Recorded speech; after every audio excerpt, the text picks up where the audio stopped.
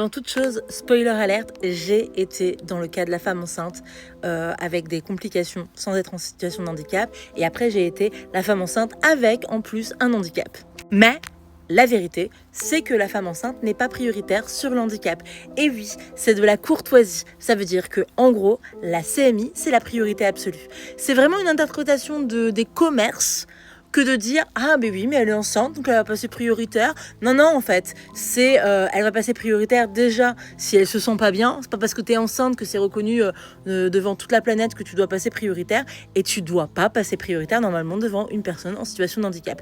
Et je vous jure, il y a des endroits où c'est très clairement dit. De toute façon, si avec la carte CMI prioritaire ou invalidité, elle passera systématiquement prioritaire. C'est comme ça. Et les autres passeront derrière. Et il y a des endroits comme ça, et d'ailleurs c'est des endroits où je vais, où c'est marqué noir sur blanc, comme ça il n'y a pas débat, il n'y a pas à discuter, moi je suis enceinte de 6 mois, nanani, je me sens pas bien, voilà. Parce qu'en fait sinon on va se marcher dessus et ça va pas marcher. Mais il y a des endroits, ils ont décidé d'interpréter leur loi, et donc du coup la femme enceinte elle passera systématiquement devant la personne en situation de handicap, et encore plus si la personne elle est en situation de handicap invisible, parce que bon, ce qui se voit pas n'existe pas, donc bon, on s'en fout.